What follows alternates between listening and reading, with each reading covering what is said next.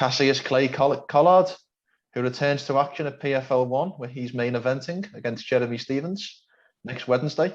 Clay, great to sit down and chat. How are things with you today? I'm doing very well, man. Thank you for asking. Can I ask first and foremost, how many fights have you had on a Wednesday? Not very many. in or outside the cage or ring? Yeah, maybe back in junior high school. High school, maybe I beat some kids up on a Wednesday. I'm a pretty nice guy, so that was rare. Of course. I'm sure you are. Let's get straight into it. You're fighting Jeremy Stephens next week, PFL 1. An opponent whose name needs no introduction, but ultimately, what are your opinions on Jeremy as an upcoming opponent? I'm just excited, man.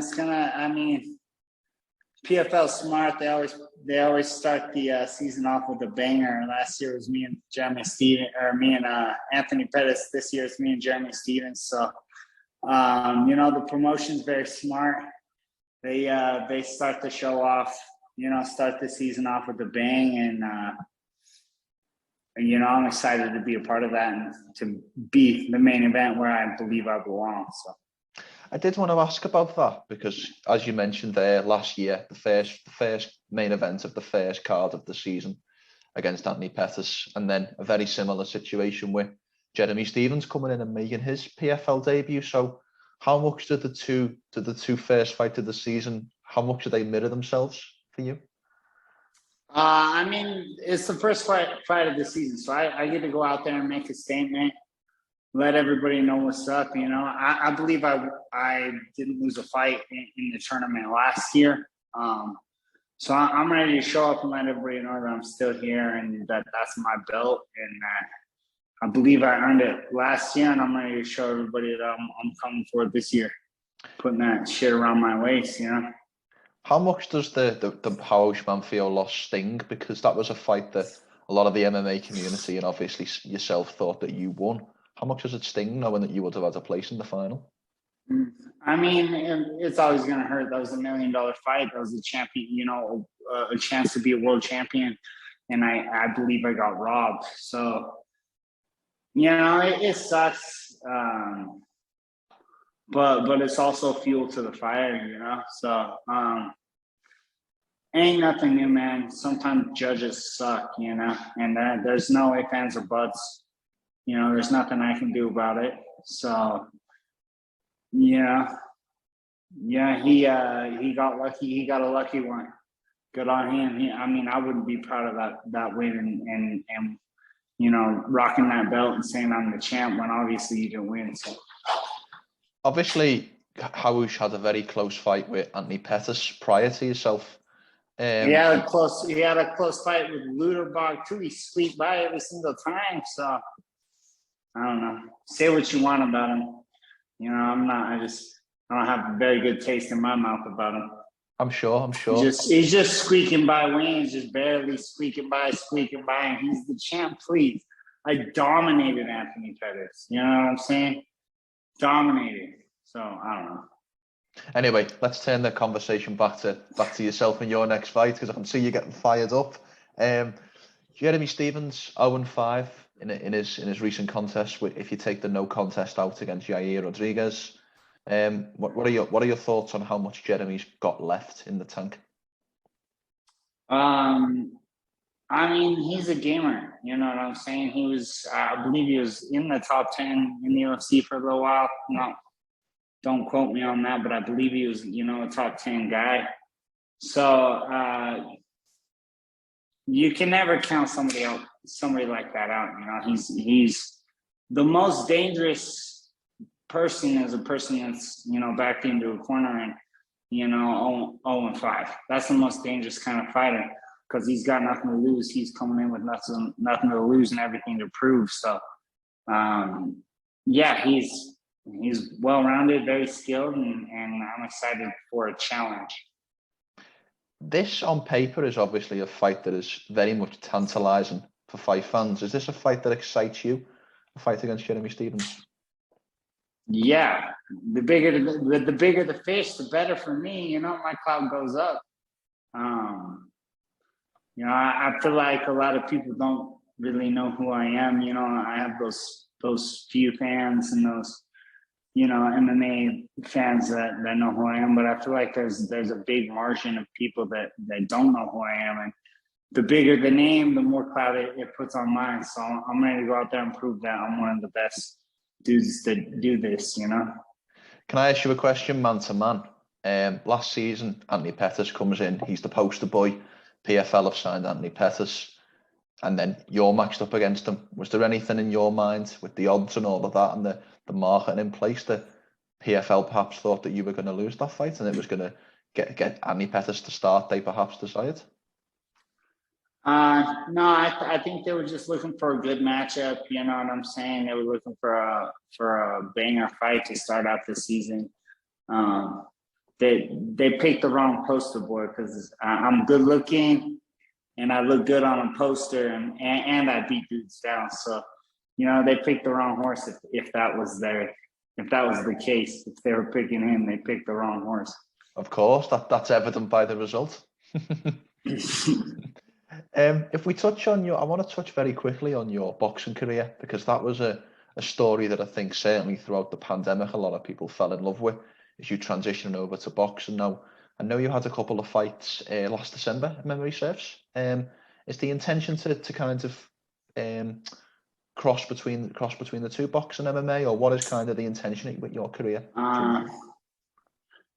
You know, at this point, I'm kind of done and over with boxing. Yeah, it was fun while it lasted, but my focus is on mixed martial arts. That's what I want to do. That's what I'm best at. Any one of those boxers try to come play with me in the cage, it's win in spectacular fashion. So, you know, it was fun while it lasted, but I think I'm just kind of burnt out of boxing. I think I'm kind of over that. So. There's a famous quote by a former opponent of yours, Max Holloway, once said, "I'm the best boxer in the UFC." Now, obviously, that's a former opponent of yours, but if you guys are matched up in the boxing ring, do you think you get the victory this time? I want to say 100%. Because I had a theory that perhaps he said, "I'm the best boxer in the UFC." As a caveat, it's not the best boxer in MMA. He said he owes me a rematch. After our first fight, you know, I took it on a week's notice. I had 7 days to get ready. I think I was out at the lake halfway through a bottle, like hanging out with my homeboys when they called me. And they're like, "Short notice fight. This is your chance." Blah blah blah blah blah. You know, he said he owed me. You know, he owes me a rematch. So who knows? Yeah, I don't want to cut to 155. I'll tell you, or 145. I'll tell you that right now. Of course, I can well imagine. Let's play a little bit of fantasy with the upcoming tournament, and the beauty of the PFL season is that we know there'll be a final come October, November, and there'll be two guys at lightweight squaring off for that belt. Let's presume you're one half of that equation. Who is your money on to be on the other half of that equation and to be the other finalist? Honestly, I do not care who it is. Sorry about that. People are calling me. No problem. I'm a popular guy. No, I don't care who it is. As long as I get a fight, Raush again sometime this year, that's all I care about. I wanna prove that, you know, I was the winner of that fight. I'm gonna be the winner of the next fight. I don't care. It could be Anthony. It could be Anthony Pettis. It could be Jeremy Stevens. It could be one of these new guys, Madge. I don't care. As long as somewhere in the tournament they line me up with Raush so I can hamburger me to space again. That's all I'm looking at. How much? Obviously, the PFL tournament is twofold. You've got the $1 million prize, but you've also got the chance to become world champion. So, if you could give me a percentage base, which one is more important to you? Becoming world champion or winning $1 million? Probably becoming a world champion. I mean, that's why we all do this, right? The money's great. The money's part of it, but I want to say I'm the best at something. And, you know, that you can't ever take that away from me. You know, you won't ever be able to take that away. I can spend every every last one of those $1 million real quick. I promise you that, friend. But you'll never be able to say I wasn't good enough to be a world champion because I've done it. My grandpa used to say, man, it ain't bragging if you've done it. Yeah. You know what I'm saying? So, yeah, I just want to be able to, you know, put that to my name and, you know, have it go down in history like that. I'm a world champion, you know, can't ever take it away. What would the split be if we say the world champion is more important? What would the split be? On a scale of 0 to 100, what would the split be? World champion to $1 million? I mean, it's 100%, man. It's 100%. That's what matters, man. It's being the best and being that world champion. It's what all the hours of hard work and sweat and tears and blood and broken bones, and it makes it all worth it. So. Of course. If we take, obviously we know your career. I like to finish interviews by asking people the question of what are your goals for the next 12 months? And we know your goals in your career are to win the PFL 2022 season. But if we take that away, what are some other goals in your life or perhaps in your career that you want to accomplish in the next 12 months? Man, I just like beating people up, man. You know, once we get that world champion, you know, once we get that belt around our waist, we want to hang on to it for a little while. I don't want to be a one-trick pony, you know. I want to be the guy who wins it and hangs on to it for a couple of years and lets everybody know, you know, I'm the man to beat. And then, you know, when that young gorilla, that young lion comes up and dethrones me, you know, hats off to him. And then it's focusing on me and my family, you know. Of course. Do you view that obviously the tournament starts afresh? There's no defending champion year to year, but do you view it almost as defending the belt once you eventually get it? I would love to defend that belt a couple times once I finally get it. I feel like I'm defending it this year, honestly. So. Is that perhaps one of the drawbacks of the PFL season, is that you can't be the defending world champ? It kind of ends on that final night in a way.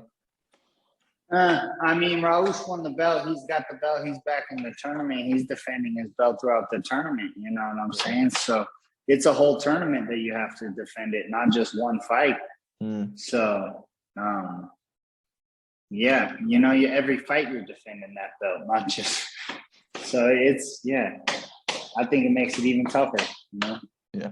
Well, look, from our conversation, it's obvious that the goals are Raush Manfio rematch, $1 million, and a belt come the end of the year. So I look forward to seeing you try to accomplish all three of those goals. And thank you for your time this afternoon. Thank you, sir. Have a good one. Before we finish, Clay, how can people find you on social media and any sponsors you want to plug? The floor is yours. I want to give a shout out to Relentless Empire. You can find me on social media at Cassius Clay MMA. There's an underscore in there somewhere. My Twitter's CCC Collard, and other than that, leave me alone.